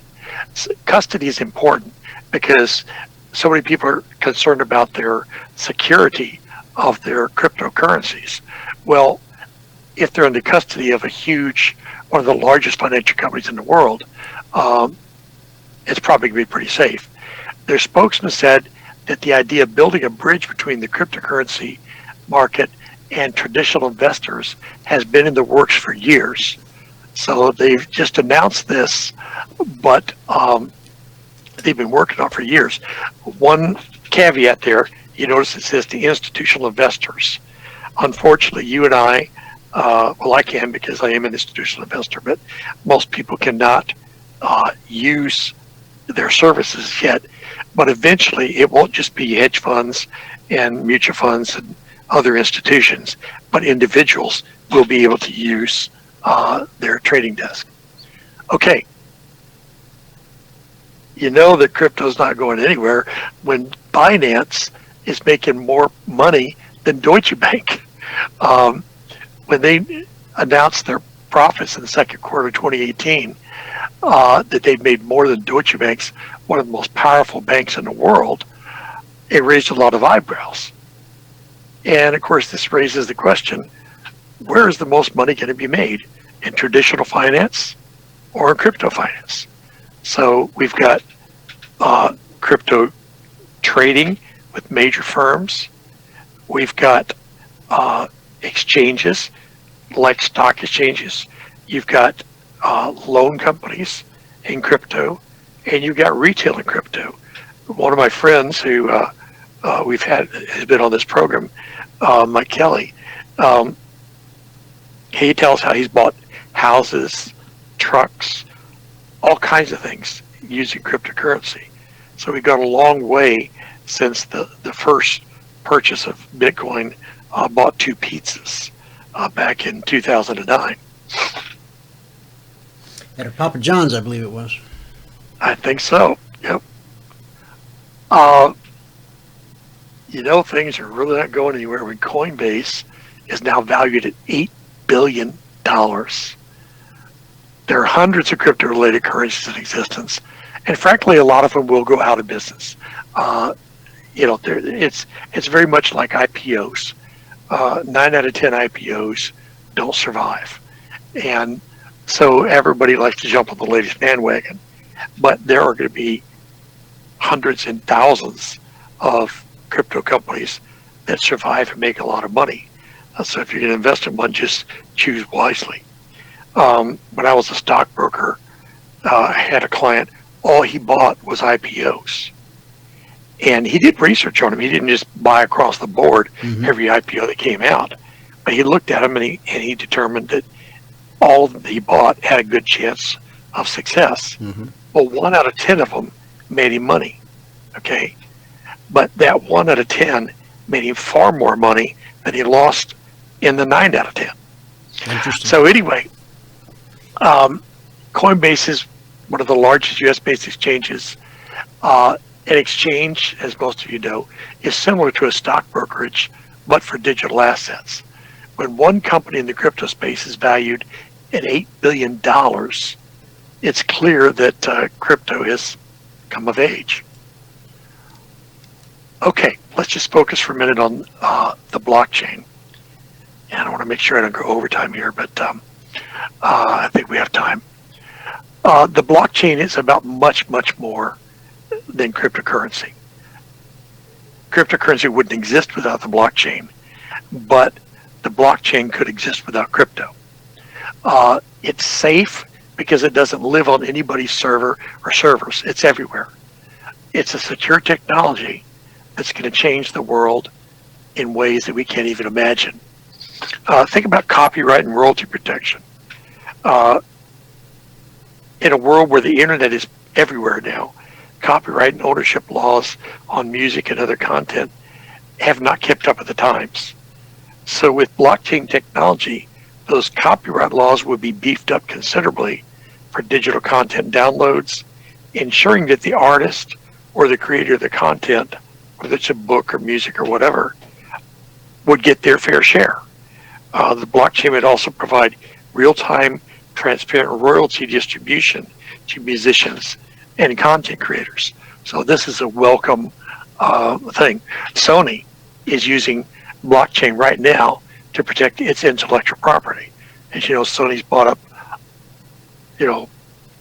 hundreds of thousands of movies and TV shows and rights to music and so on. And so they're using blockchain. Medical records. I'll tell a little quick story. I've been going to the same urologist for 30 years because I used to make kidney stones a lot, 5 to 10 kidney stones a year. And it almost ended up killing me. I had 26 kidney stones at one point. Wow. And they told me I'd be on dialysis the rest of my life. Well, the Lord healed me, but he impressed on me that while divine healing is a good thing, it's better to have divine health. So I started paying attention to what I eat, and I haven't produced any kidney stones since that time. But amen. My urologist retired, and he didn't give us any advance notice. I just get a letter in the mail saying that as of January 1st, I got the letter in February, he turned over his practice to Dr. So-and-so, call him. And if you need any records, let me know. So naturally, I wanted my records. 30 years of records. Well, he wanted $1 a page for my own records. I owned them. And he said, well, I have to go and photocopy them, blah, blah, blah. So it was blackmail. And I really liked the guy before. I don't like him so much now. So I just paid for the last couple of years, several $100s. And but I thought, man, I own those records, but he acts like he owns them. So what would it be like if you could put your records in the blockchain? Now, it's going to be easier for the medical sector to do this than other industries because the HIPAA laws have been forcing medical providers to move away from paper to digitizing. But still, look at these hospitals where hackers get in, lock down their whole system, and ask for 10,000 blockchain ransom to unlock their servers. They're vulnerable. So the blockchain is going to offer more safety and convenience. But the main thing to me is that in addition to storing patient records, the patient, me, has the access key to those digital records.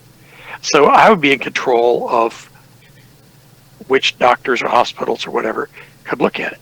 If I go to try out a new doctor and I'm not sure if I like him, I might give him access for 5 days so that he can prepare for our meeting together. And if I go and meet him and I just don't like his philosophy or whatever, his access ends. If I do decide to stay with the doctor, I can give him permanent access, but I always have ownership. He never does. So this is going to be huge. And it's also going to strengthen the HIPAA laws that the government has put in place to protect patient privacy. Okay, tracking prescription drugs. Blockchain could be used to transparently track prescription medicines.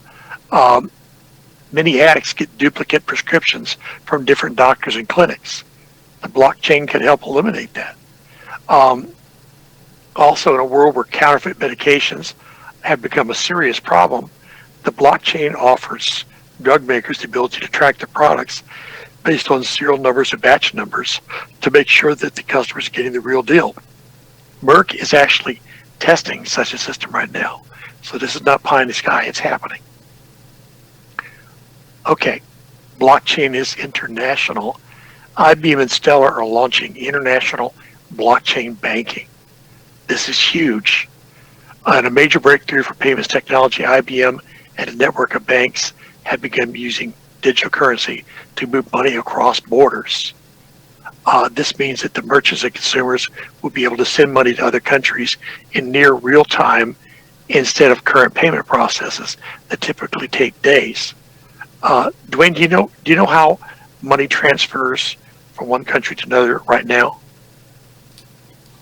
Do I know how? In what way? I mean, I've sent Through the a Fed. bank wire before, but beyond that, no. I guess I don't. I know there's SWIFT codes and all that. Yeah, it goes through the Fed in New York, believe it or not. All international bank wires. So there's a company to this nation island to the south of us called Dominica. Mm-hmm. And 2/3 of it's Haiti and 1/3 of it is the Dominican Republic. If you wanted to wire from one of those countries to the other on the same piece of land, the wire would have to go through New York, and the Fed would get their cut out of it, take their sweet time getting it done, and eventually it would get to where it's going.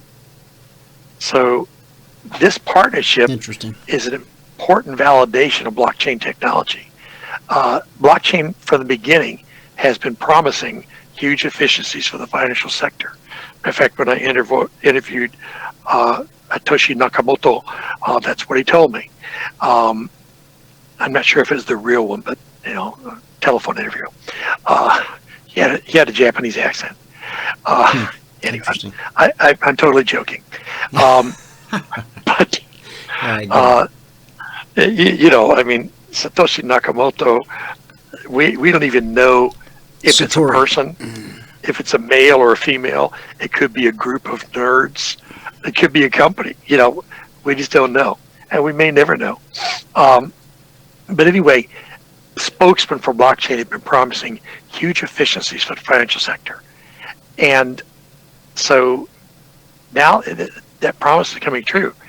Many people think that blockchain is only used for cryptocurrencies, but it can also be used in applications like tracking shipments, or in this case, to record cross-border transactions.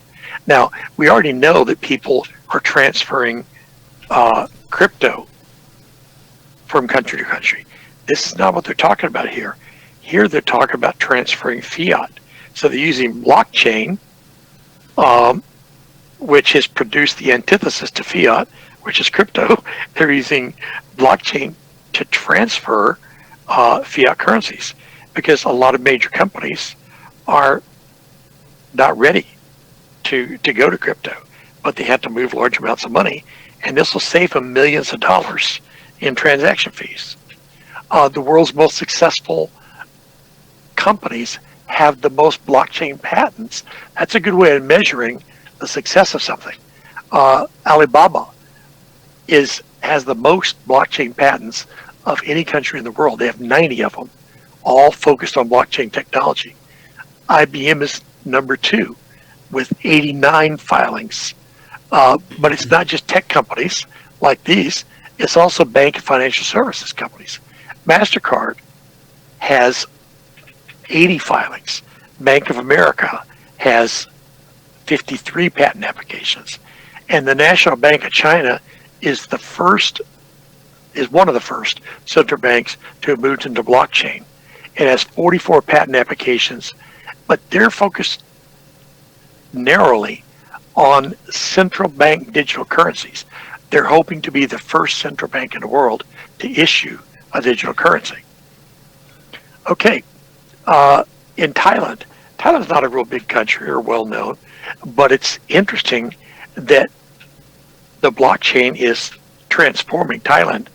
The SEC has issued licenses to 7 crypto businesses there, and it's exciting.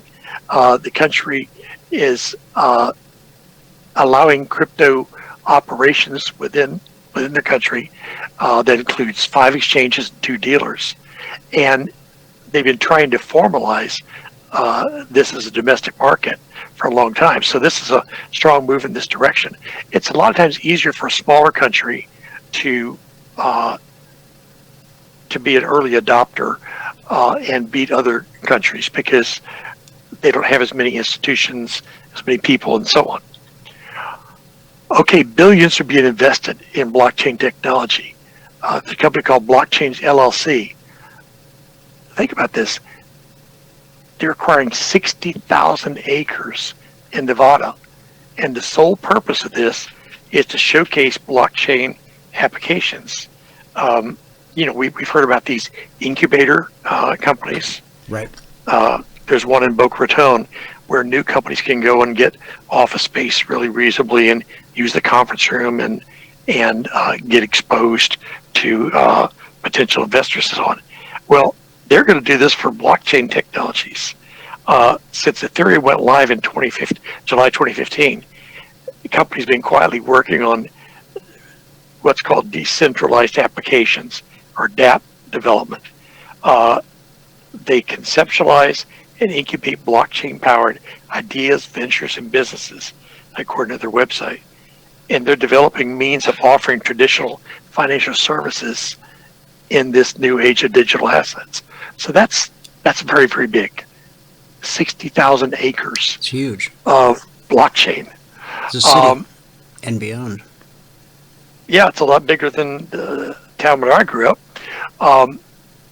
Apple pioneer Stephen Wozniak has co-founded a blockchain investment firm. Now, this guy is known as an innovator, as an entrepreneur, as a visionary. And he says that he receives innovative pitches for very interesting companies on a regular basis. But this is the first time since he left Apple that he's actually agreed to join a company. He's invested in some of them, but now he's a co-founder of Equa Global, that is a venture capital fund that uses blockchain technology. Amazon Web Services, that's huge. Unless you host websites or online databases and so on, you may not be familiar with AWS, as it's called, Amazon Web Services, but it's monstrous. And they're now moving into China, and they're hosting practically everything. Former Goldman Sachs executive Gary Cohn, we've heard about him because he used to be the chief economic advisor to Donald Trump. Now he's a blockchain enthusiast. He was also, that's right, formerly the president and CEO of Goldman Sachs. So Spring Labs has announced that he's joining their board. Cohn says, I've been very interested in blockchain technology for a number of years, and Spring Labs is developing a network that could have profound implication for the financial services sector, among others. Of course, that's his main interest because that's where he's worked. Wikipedia co-founder runs the world's largest encyclopedia on the blockchain. He co-founded Wikipedia with Jimmy Wales, and he set many of the early policies, but he left them because he doesn't like the way they're doing things. They have a very narrow definition of credible sources, and a very small number of people. They talk about it as the people's encyclopedia. Anybody can go in there and post and so on, but it's not really true. Very few people have the ultimate responsibility for creating and editing content. So he wanted a true people's encyclopedia. So he's competing now with his own former company. It's called Everopedia, and it's all in the blockchain because it's impervious to censorship. Many nations have blocked Wikipedia because it exists on servers with IP addresses. But as I said earlier, since the blockchain is decentralized, it can't be blocked. it's also more democratic than Wikipedia, since it uses a proof of stake model. In other words, you don't have to do mining to be able to have a vote. So pretty much anybody can vote and change and upgrade the network as it grows. Finally, I'm going to wrap up with this. It's my favorite part. The blockchain is changing the world for good.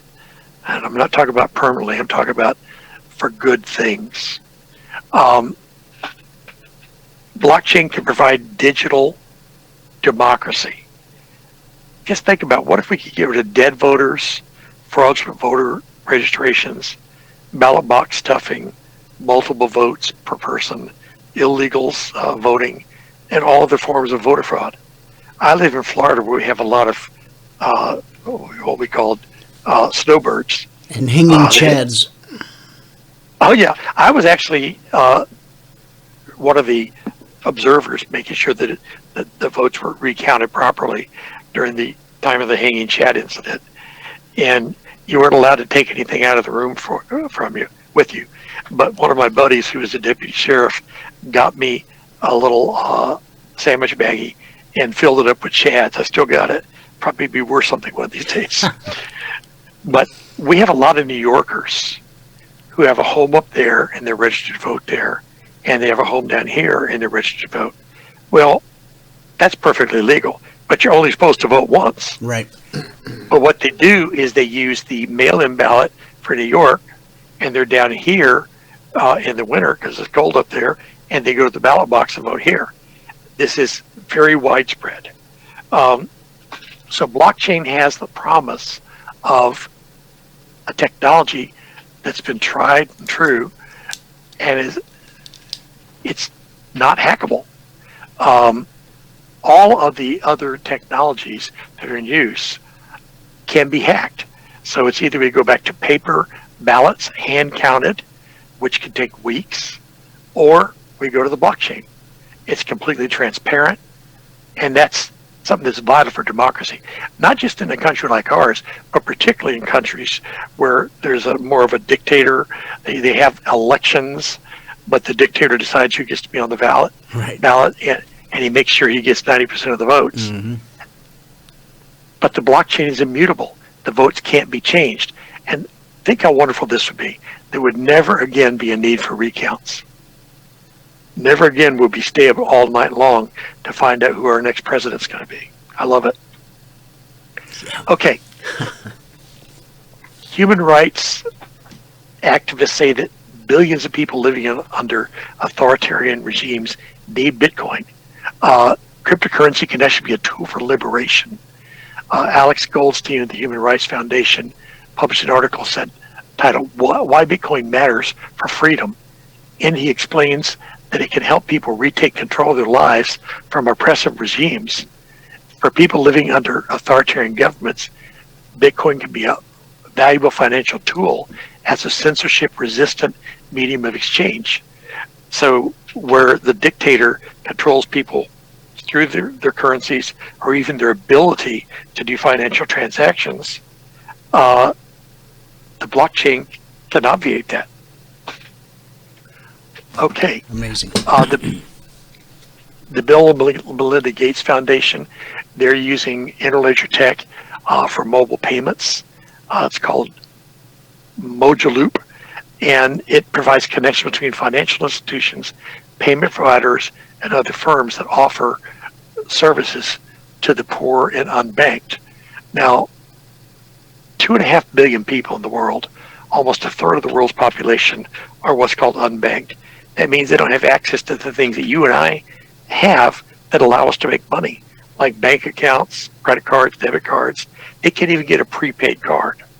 In other words, they have no way to do business. Right. So they traded chicken for some corn or something like that. If they do get a hold of some currency, where do they keep it safely? They can't put it in a checking account. All they can do is dig a hole in the ground and hope nobody finds it. So this would give them the ability to use their telephones to save money, to spend money, to start a business. This will allow many people to start businesses, and will lift billions of people out of poverty. So that's my story, and I'm sticking with it. Well, Dr. Tom, you sold me. I believe it. That crypto's going nowhere fast. That's right. Got big plans for the holiday?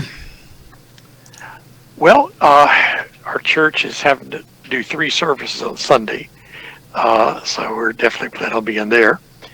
And other than that, just relaxing. Are there any questions on the panel there from? I don't see any in the box. No, I think you covered everything. You made it pretty crystal clear, and it backs up. Joseph asked for your website. ChristianFinancialConcepts.com. It was on the first slide, but yeah, just Christian and then financial concepts, no dots or dashes, .com. And we've got about 500 hours of continued education there on all kinds of financial matters from a biblical worldview. I was about to say, when you don't have questions, it means one of two things. Either you did a great job and you explained everything so well that there's no questions to ask, or people were sleeping while you were talking. So I hope it's the former. Hands down, you did a great job. Thank you very much. Listen, enjoy this very special holiday weekend. And, yes, and everybody, I hope that everybody has a blessed Resurrection Sunday. Everybody be in church this Sunday. And let me just give you a little tip, okay? You want to get people at your church, and you've been rebuffed many times. You've invited people to go to church. But Easter's one time of the year when people go to church. You can actually talk the cantankerous neighbor into it, if you try. Yeah. 80% of the people that are invited to go to an Easter Sunday service will say yes. Okay? Wow. That doesn't mean they'll actually all show up, but they'll at least say yes. And consider it. But if even half of the people you invite come, that would be a great thing. So for the next few days, invite everybody you see to come to church with you Easter Sunday. Amen. I second that emotion. Thanks, Dr. Tom. Okay, God bless. Appreciate you. Have a great weekend. You too. All right, guys, it is that time of day. Look at the S&P. It's still right where it was when we were clocking it earlier, 2908, which just so happens to be exactly where it was back last Friday at this time. See that? 2908? Yep. It's the same 2908 as this one. That's the truth. I'm sticking to it. We've spoken the last few days about the transforming truth of Calvary. In John 19:30, Jesus said, "It is finished." With that, he bowed his head and gave up his spirit. It's John 19:30. Above and beyond all things, Calvary was victorious. The cross may look like the triumph of evil over goodness, the powerful over the powerless, but only to those who don't understand Christ's mission. Never was courage greater or strength stronger.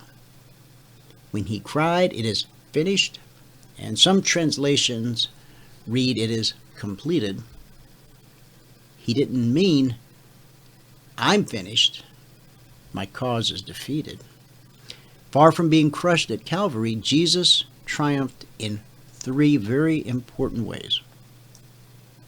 Number 1, he conquered his own human desire to avoid unspeakable suffering. In Matthew 26:39, he bowed with his face to the ground, praying, "My Father, if it's possible, let this cup of suffering be taken away from me. Yet I want your will to be done, not mine." Number 2, he conquered the demonic power of darkness. Colossians 2:15. In this way, he disarmed the spiritual rulers and authorities. He shamed them publicly by his victory over them on the cross. Number 3, he conquered the law's stubborn demands against sinners. Romans 10:4. Christ brought the law to an end so that everyone who believes is put right with God. At Calvary, love triumphed over law, forever freeing us who could never live up to God's law. That cry of "it is finished" was the cry of a victor, not a victim. Of course, standing there on that overcast Friday, it didn't look that way to the crowd. On Saturday morning, it certainly didn't look that way to the devastated disciples. But it did 3 days later, when the empty tomb proved Jesus had won the victory over death. It all comes down to this in Romans 10:9. If you confess that Jesus is Lord and believe that God raised him from death, you will be saved. That's our good word for the day and a good word for eternity.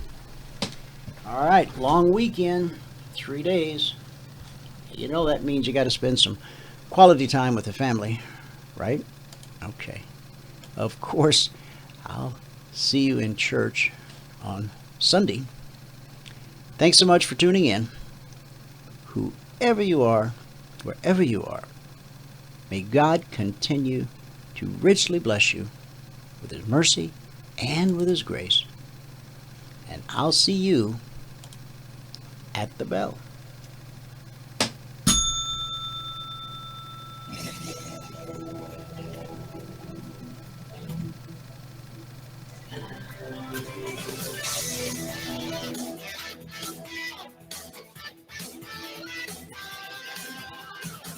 Remember this, there is no greater return on investment than to see a human life changed and given hope. As always, pray hard and trade safe. Any financial information discussed on this show is simply the opinion of our host, Dwayne Reeves, his co-hosts, and guests. To learn more about trading Emini Futures or to take a 1-week free trial in our live trading room, call 1-866-928-3310. 866-928-3310. Information discussed on this radio program should not be construed as a recommendation to buy or sell any security.